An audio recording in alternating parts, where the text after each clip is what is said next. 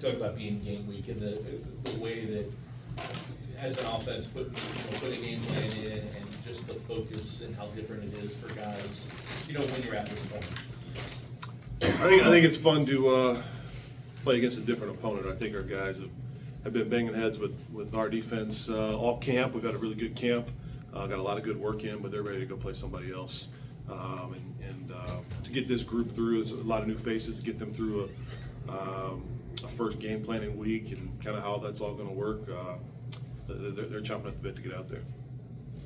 Ryan, you talked about offensive identity and how that can change year to year, I guess even week to week. Is that something that will be determined more kind of after these first few games when you kind of see what you guys can do? Yeah, I think as an offense, you're always looking to see what your strengths are, what your weaknesses are, and that does evolve as the season goes on. So obviously we have quite a few new faces on the offense that are important pieces of the puzzle. To be able to see how they react on game day, we now have seen them in the spring, we see them in the summer. We've seen them throughout fall camps. We have a good idea of where we want to focus our offense and who we want to get the football to and what we want to do there, but it all has to come together on game day as well. Sometimes you think things are going to go one way and you get in the game, they go another. So it does evolve as the season goes on. What are our strengths? What do we need to be focused on? What areas do we need to really hammer home? That always evolves as the season goes on. Brian, we know a guy like Tyler and what he's capable of, but for someone that hasn't played a real snap in a little over 11 months, what do you expect out of a quarterback to kind of get back out there for the first time in a while? Yeah, Tyler, he's been through this before. Obviously he's a seventh-year guy, very veteran, played a lot of football. He's come back from injury before. I think that is one of the things. I was injured myself at one point, where the first time you come back from an injury, you can be a little hesitant. You can be looking forward to that first hit, which I'm sure he's still looking forward to. But he's kind of been through this process before. I think he's a veteran that's experienced in that way. So I really expect him to come out just ready to go, and you're going to hopefully see the best of him right away. From what you've seen so far, what are you most confident in the offense, and what questions might you have? I think we've had a really good camp so far. I think the new guys have really come in and meshed really well together. I think up front, I think we got a strong group that has played a lot of football, whether they all haven't been here and played football, but they've played a lot of football, so very experienced. I think our quarterback has come in and shown a lot of leadership. He can throw the ball and make plays. He's shown that in camp. He showed that in scrimmages that we've had and in the spring as well. So he can do a lot of different things from the quarterback perspective, where we can get the football down the field. We got some receivers that can stretch the field as well. So I think that's paired up pretty well. We've got to see it on game day. The running back room, obviously we lose two guys that had a lot of production. We're excited about the talent that we have in there, but again, they have to show up on game day and go do it in live action. Brian, Jeff, he was talking about the tight ends, just listed 5 names pretty quickly off the jump. How different is that group this year from last year, and how important is that position group for what you guys want to do offensively? Yeah, our offense uses the tight end quite a bit. I think if you look through the history of our offense, we've put a number of guys in the National Football League just because we use the tight end in a number of ways in the blocking game, in the pass game. They have to be very versatile. So I think you did see us make a concerted effort in the offseason to go out and get some tight ends that could do some different things to give us some depth there. We think we have some depth there. We have some athleticism and really a deep group of weapons to choose from at that position now, as opposed to a year ago where we couldn't focus the offense as much on the tight end. I think we have some options now to be able to do that. I want to ask about Andrew Coverdale. What was that like going from being coached by him to then asking him to come on to the coaching staff here, and what's that relationship? Yeah, Coach Coverdale has been awesome, as I knew he would be. He was my offensive coordinator and coach when I was in high school at Trinity up until my junior year, and we've always stayed in touch. He was Rondell Moore's coach at Trinity when we were recruiting him, and he's been at Cincinnati St. X for a number of years now as the offensive coordinator. But Always just had a great respect for his knowledge of football, the way that he can teach young people, the way that he can explain complex situations and make them really simple for a young guy to understand. He was very pivotal for me in my development as a quarterback coming up at Trinity High School. So it's been really cool to have him in the room and to be around him every day and just see how he's going to be able to work in with our staff and mesh with our quarterback room. And he's really been an asset so far.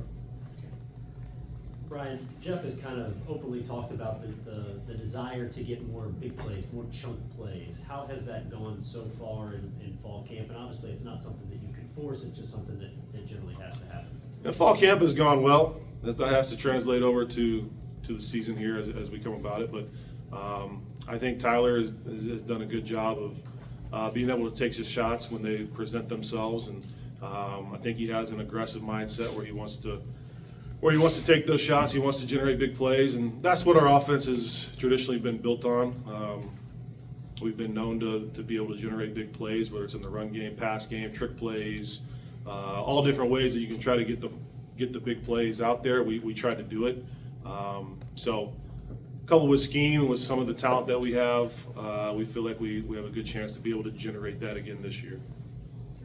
How is game planning for week one different than maybe mid-season? Do you add things or do you contract and do the things that you do best? You know, it is a lot different this year, just because Austin Peay has a new coaching staff, new head coach, new defensive coordinator.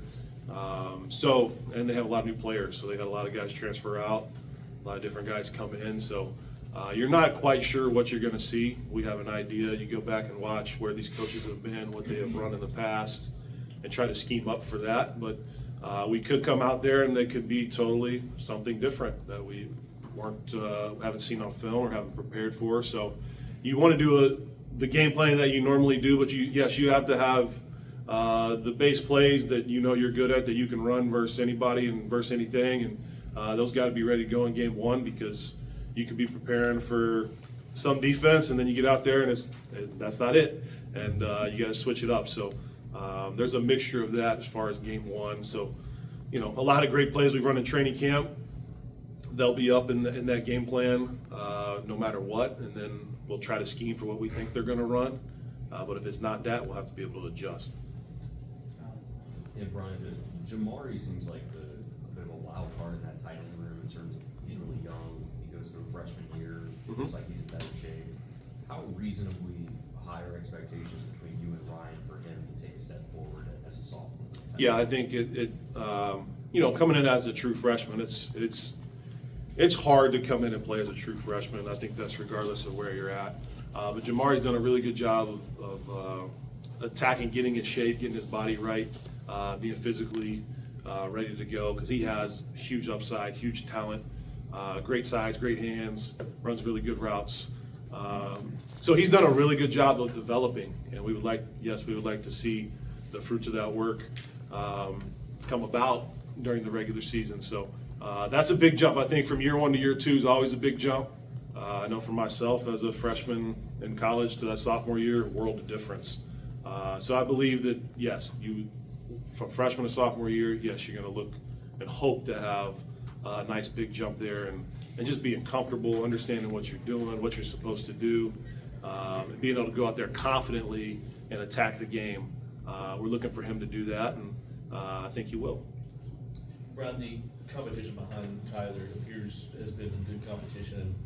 A number of guys that you could throw in there. Is it something that you tell a guy they're number two, or is it a competition that just kind of plays itself out and you go and maybe it might be different each week? Right now, we're going to let those guys continue to compete. I think we do a good job of structuring our practice to where there's enough competitive reps during the season that they're getting some real work, some live work against our defense or against the second team defense, whatever it may be. But we want those guys to keep competing week in and week out. So that's kind of how we're going to set it up. They're going to go each week and compete, and we'll see how it is at the end of the week each week and how that's going to lay out. But I just want those guys to continue to get better, continue to push each other, not really worry about where I'm sitting, but how do I get better? How do I get ready when my time is called, that I'm gonna be able to take advantage of that? So they're working, and they're working hard, and we're gonna have them continue that competition, that battle to come out every day and get better. Yeah, considering Tyler's injury history, do you talk to him? Have you guys had a conversation about limiting the amount of times he runs, or are there anything you can do to sort of protect him? I think we don't specifically talk about, hey, let's don't go get injured out there, right? But I think with the way we'll structure, the way we use him, a concerted effort on the way we want to call the plays, the way we might want to game plan. Certain instances, you might want to not put him in those situations, as opposed to, hey, it's a big situation, it's a 4th and 1, we need this one, okay, now we got to go get it. But he does need to be, just in general, all of our quarterbacks, we want them to play smart. We don't want them to take unnecessary hits that they don't need to be taking. We really don't, unless we got somebody that we're really wanting to run the ball, we don't really tell them to go try to run guys over. We're gonna try to avoid those big hits whenever we can. But there are times, hey, we got to go get this first down. You need to go turn it on and get it. I think he is to that, and I've seen it in the NFL that, as you grow as a quarterback, you can kind of have a spatial awareness to you of, I have bodies around me. This is the time I need to go for it. This is the time I need to get the ball out. I've seen him kind of working that, even in the drills versus our guys, having a great feel for when there's pressure around him, where he needs to move to, when he needs to get the ball out of his hand. With his experience, I think that he has a pretty good feel for that. But we'll continue to talk about situations, when's the time to be aggressive, when not, and then as coaches, trying to structure that game plan to where you're not putting him in unnecessary, risky situations. That is definitely something as coaches we got to talk about. Yep.